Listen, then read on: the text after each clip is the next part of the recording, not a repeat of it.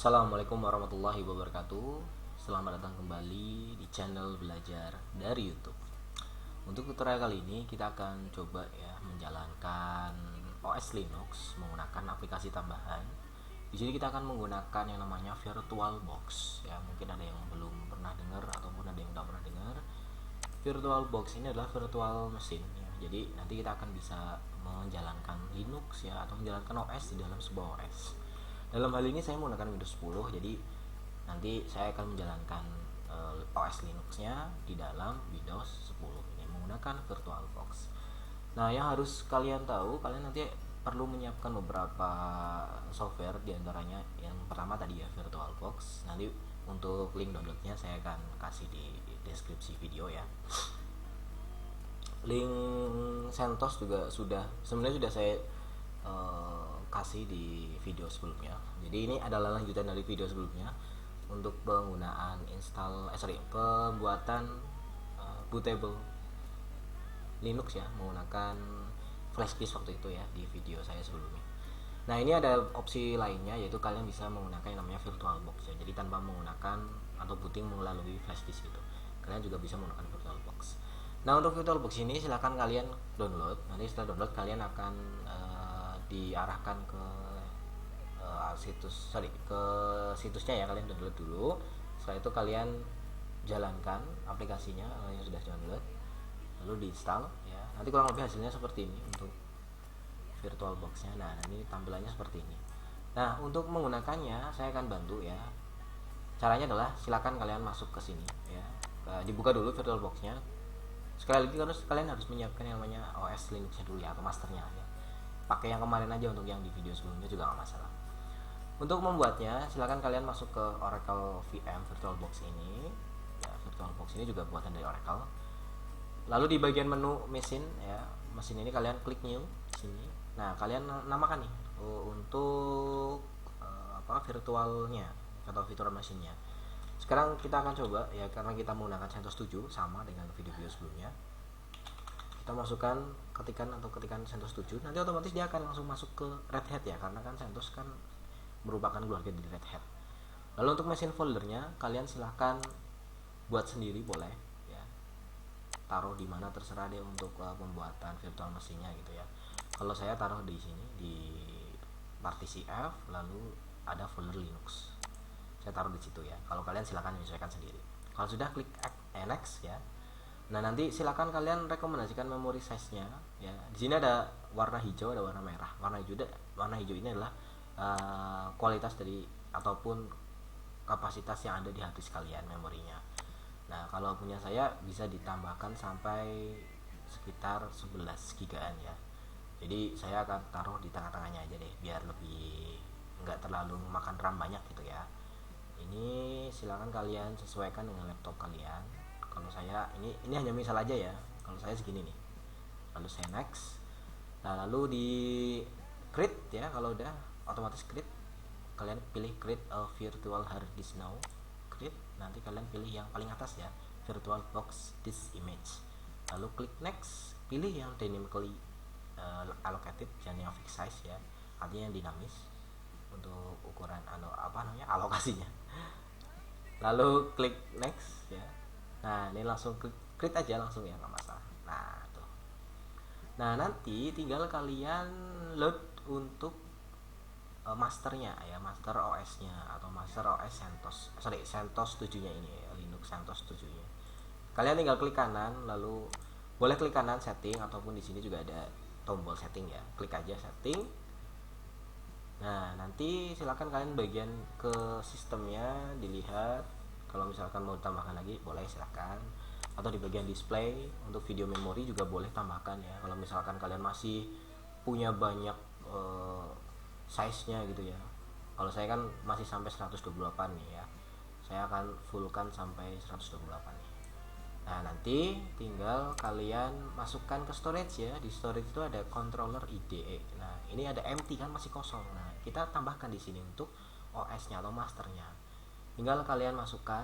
Jangan lupa ini live CD DVD-nya dicentang aja, karena kita kan menggunakan live genome ya, CentOS yang live. Jadi kita klik atau centang aja. Lalu di sini ada klik piringan CD ini, kalian klik aja, lalu pilih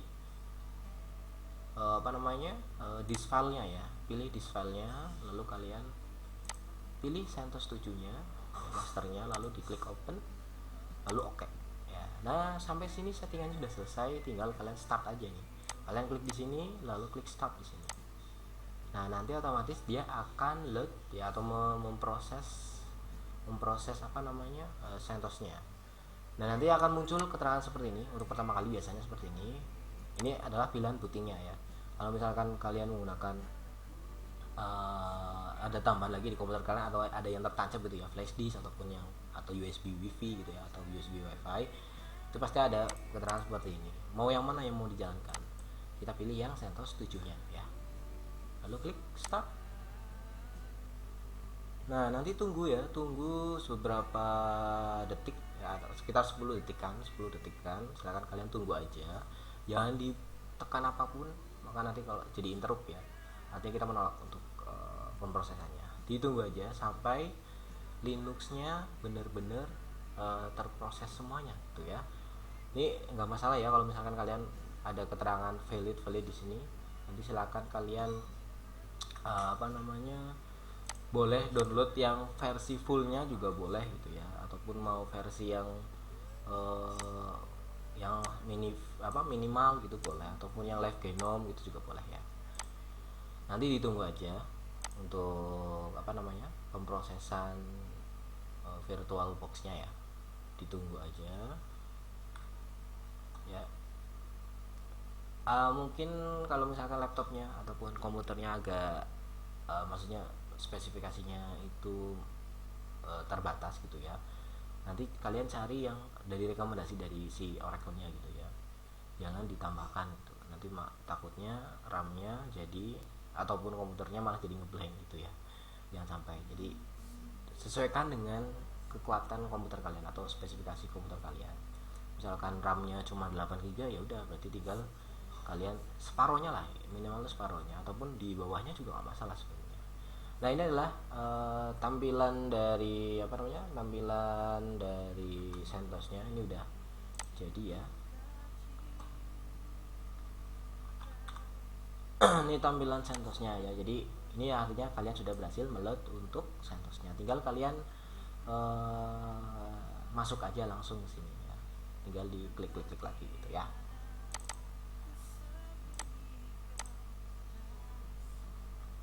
Itu ya. Kalau sudah, kita close dulu. Nanti untuk perintahnya kita akan praktekkan di pertemuan berikutnya ya. Nah ini ada beberapa tambahan materi untuk kalian ya. Jadi sebelum kita menjalankan Linux ya, kita coba beberapa penjelasan ataupun teori-teori ya gitu ya. Nah Linux ini adalah sistem operasi yang multi user, multitasking, free, artinya ya ini gratis, jelas gratis. Kalian bisa menambahkan atau membayar sistem operasi ini dengan cara donasi ya, lebih ke situ sih, bukan ke komersil gitu ya. Tetap gratis, tapi kalau misalkan kalian mau kasih donasi ke pembuatnya ya, atau perusahaan yang buat ini, ya udah langsung kirim aja atau send donasinya gitu ya. Intinya sistem operasi ini multi user, jadi banyak pengguna atau usernya itu nggak cuma satu ya, bisa digunakan banyak user. Multitasking juga kalau misalkan kalian ya hampir sama kayak Windows lah gitu ya. Jadi multitasking itu artinya multitasking ya, menjalankan program atau menjalankan aplikasi itu ya secara bersamaan gitu, itu juga bisa. Nah untuk lisensi Linux ini kan GNU GPL ya, itu artinya penggunanya itu bebas, mau modif Linuxnya seperti apa bebas, mau tujuannya apapun itu bebas, mau ngubah source code gitu ya, atau source code-nya mau dirubah-rubah bisa, atau mau didistribusikan sendiri juga bisa ya. Nah untuk awalnya Linux itu adalah sebuah kernel yang menjembatani antara user level hardware dan software ya. Jadi nanti ibarat kalau di sistem operasi kan ada brainware, hardware, software, itu saya menghubungkan, itu namanya kernel. Ini pada dasarnya adalah sebuah kernel untuk yang Linux. Nah untuk pemegang hak ciptanya itu ya, kalian pasti tahu namanya Linus Benedict Torvalds ya. Linus ya, nama Linux itu kan dari nama pembuatnya, artinya nama Linus ini kan gabungan dari sistem Unix itu kan ibaratnya tuh apa ya, nenek moyangnya Linux lah gitu ya. Awalnya itu kan Unix, terus ini ada turunan-turunannya gitu ya. Nah, untuk distro sendiri atau distribusi Linux ya di dunia itu sudah banyak macamnya. Yang pertama ada Red Hat, ada Mandrake, ada Caldera, ada SUSE, ada Slackware, Debian, Turbo Linux, ada CentOS Linux, ada Linux Mint, ada Ubuntu, Fedora, Kali Linux. Kalau di Banyumas ya atau di tempat saya tinggal itu ada yang namanya Mendoan Linux, mungkin ada yang pernah dengar gitu ya. Ada juga ya, dan lain sebagainya. Untuk kemampuan Linux sendiri ya kayak tadi ya, multi user, multi prosesor juga ya, multitasking, multi threading, pembelokan IO atau input outputnya, pipe dan filter. Lalu di situ ada juga pengaturan lokal dan network file sistemnya. Ada security di sini, nanti login user juga ditambahkan dengan password sama sih, hampir sama dengan Windows itu ya. Windows juga ada passwordnya. Lalu ada X Windows System juga. Nah, untuk susunan direktori Linux ya, susunan direktori Linux itu sebenarnya hampir sama dengan Windows, cuma penamaannya aja yang beda. Direktori itu kalau di Windows itu kan ada folder ya. Lalu untuk penghubung ya antar folder dengan subfoldernya itu kan biasanya menggunakan slash kalau di Windows. Kalau di Linux menggunakan namanya backslash. Backslash itu kalau di keyboard itu di sebelahnya backspace ya, atau di atasnya enter gitu biasanya itu backslash. Backslash sorry. Nah, untuk OS Windows sendiri ada partisinya, ada C, D, E dan seterusnya. Kalau di Linux tuh nggak ada partisinya. Yang ada hanya direktori, slash itu artinya root, ada slash boot itu artinya untuk pengaturan booting gitu ya, dan lain sebagainya. Ini contohnya nih. Ada direktori root ya, ini adalah direktori sistem dari Linux ya, yang paling atas ini super usernya itu di sini ya, untuk penyimpanan informasi semuanya untuk super user di sini di rootnya.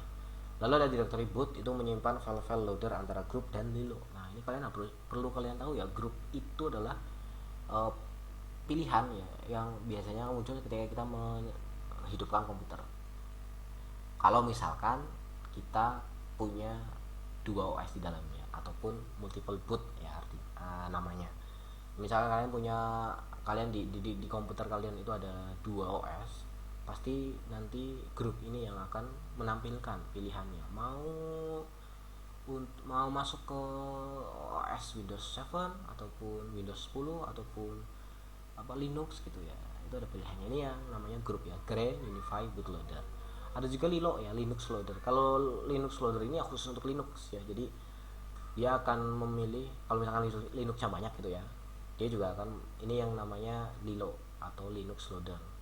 Kalau misalkan kalian menginstal Linuxnya itu lebih dari satu, maka perannya itu di sini Lilo atau Linux Loader. Maksudnya satu Linux bisa, dua Linux juga bisa. Ini peran Lilo di sini. Ada juga directory slash system atau sys ya. Ini berisi informasi kernel, device dan firmware. Lalu ada slash bin atau directory binary, ini untuk berisi file-file aplikasi yang umum ya, yang dapat digunakan oleh user. Lalu slash dev atau device, ini harusnya device itu berisi file informasi device seperti port ya, serial atau USB atau port printer gitu juga. Ada juga directory slash etc, itu berisi file konfigurasi sistem ya. Lalu ada directory slash home, berisi file dari pengguna atau user ya. Ini kayak misalkan kalian di Windows Explorer ya, itu kan muncul nama komputernya kan, nah itu home-nya itu di situ, directory home-nya ya. Lalu ada directory media, ini berisi tentang atau ini ya lebih ke file-file yang muncul dari CD-ROM ataupun DVD ataupun flash disk gitu. Itu mungkin ya untuk directory di Linux. Nah, selanjutnya ada shellprom. Shellprom ini adalah common interpreter, artinya dia menerjemahkan perintah yang diberikan dari prom atau yang dapat dikatakan sebagai bahasa pemrogramannya. Kalau kalian ada bahasa pemrograman C++ lah, ada PHP lah gitu ya, ada JavaScript lah, ini juga hampir sama perannya gitu ya. Dia melaksanakan sekumpulan perintah yang dibaca dari sebuah file. Shellprom ini adalah ibarat kata itu layar hitamnya atau common prompt-nya lah kalau di Windows gitu ya. Dan saat ini juga pengguna Linux masih banyak yang menggunakan layar hitam ini atau shellprom-nya ya, ketimbang ketimbang tampilan yang GUI. GUI itu yang ini ya. GUI itu yang ini. Sebentar.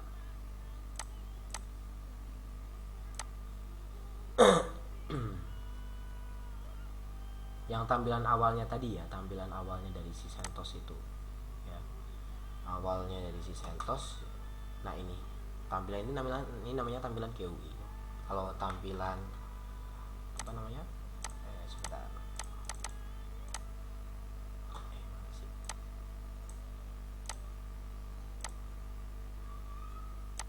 Nah ini ya, kalau tampilan layar hitamnya itu